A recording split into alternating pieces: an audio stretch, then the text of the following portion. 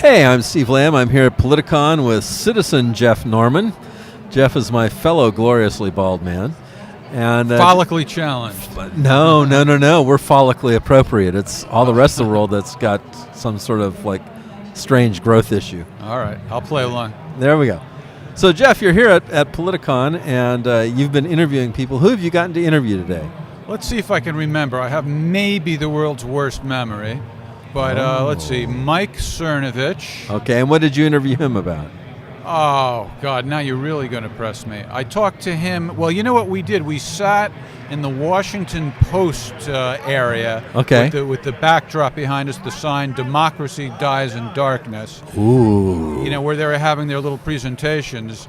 But we just basically commandeered the situation. We didn't have any affiliation with them, and people started to sit in front of us like we were a Washington Post panel. And we were talking about the fake news. Oh, beautiful. While we were on the turf of the fake news. Yes. That's sweet. So that was the Mike Cernovich interview. And then I talked to Michael Steele, the former GOP chairman. Oh, okay. He's here? Yeah. Well, I hope he's here. Are you there? I talked to an imposter. And what did you talk to him about? I talked to him about whether or not there is a swing, an increase in black voters supporting Trump. And what did he think? He didn't say, he saw that he sees no signs of it. I was giving a very superficial analysis, which is that, well, look at all the followers that Kanye West has, that Candace Owens has, so forth and so on. And he didn't buy it. Really? Because that's strange, because I live in a community that's mixed but has a large number of African Americans in it. Mm-hmm. And while the African Americans I know who are pro-Democrat are even more rabidly so than normal, there's a larger group of African Americans who are willing to say that they're tending to go towards Trump. Yeah, anecdotally, that's what I've picked up on too. But he looked at me like I was from Mars. Really? Yeah. Okay. Yeah. And so who else did you talk to? Charlie Kirk, Candace Owens' colleague at whatever the name of their organization is. Governor Chris Christie. Oh, okay. And what did he have to say here? He, I was throwing some names at him of the Democratic contenders, asking for a quick comment. Oh, okay. That must have been entertaining. We're gonna put that up later. Yeah. Oh, that'll be great. When I presented the name Michael Avenatti to him, he almost spit in my face laughing. Well, I think Mr. Avenatti, of all people who might be a 2020 contender, will be in jail before 2020 happens. There is a possibility of that. And who else? Let's see. I talked to that never Trumper whack job, Richard Painter. Okay, I don't know him, but what was his issue or problem? He's an ethicist.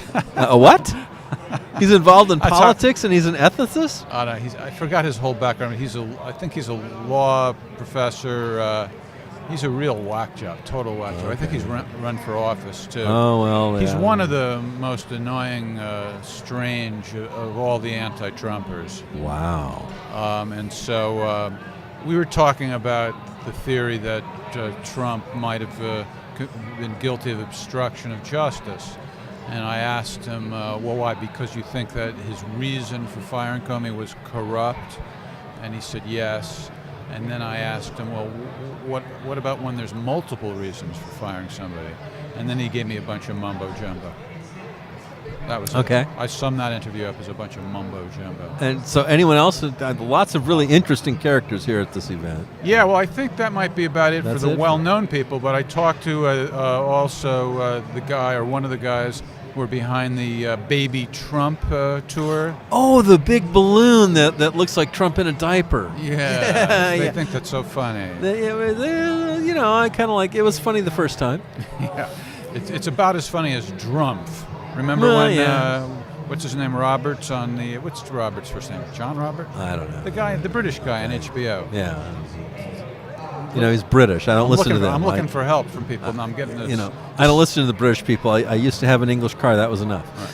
Well, anyway, the guy on that HBO show who I think started to popularize it, but it really went nowhere. It was never all that funny.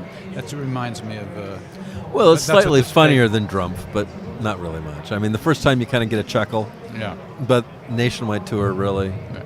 So I did a very in-depth interview. I was probing him like a real investigative journalist about the finances behind his operation. Oh. I got him to reveal some of the figures behind their GoFundMe thing and how much money they've got 6 different baby Trumps now. This is a serious operation. So I found out how much each one cost. Well, how much do they cost? About $6,000. Okay, so he's got $36,000 invested in baby Trumps. Yeah, and how roughly. much money has he made out Well, of he this claims gig? he's lost a little bit. Something to do with the hotel room that he had to pay for or something. Oh. I think he's put all his money into the costs, and Right. he was just at the point of maybe having a little extra, but he had to pay for his hotel room. Something like that. I see. And then he Not a Rolling Stones kind of story about the hotel room. No, nothing like that. And he told me, That would have made it much more interesting.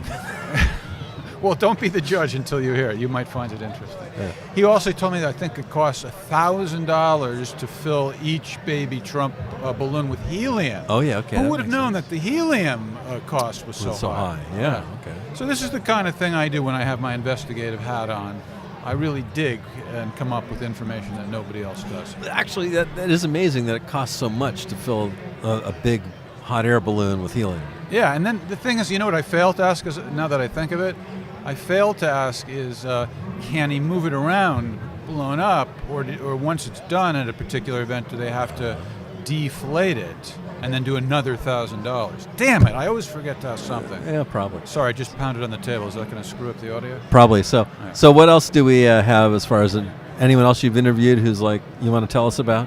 Quite possibly, but I can't remember. Oh, well, this happens when we get older. Well, it's a pleasure to talk to you, Jeff. Oh, Thank you're you very extending much. your hand. I'm extending my hand. That means our interview time is done. All right, take Talk care. to you soon. Bye. Bye.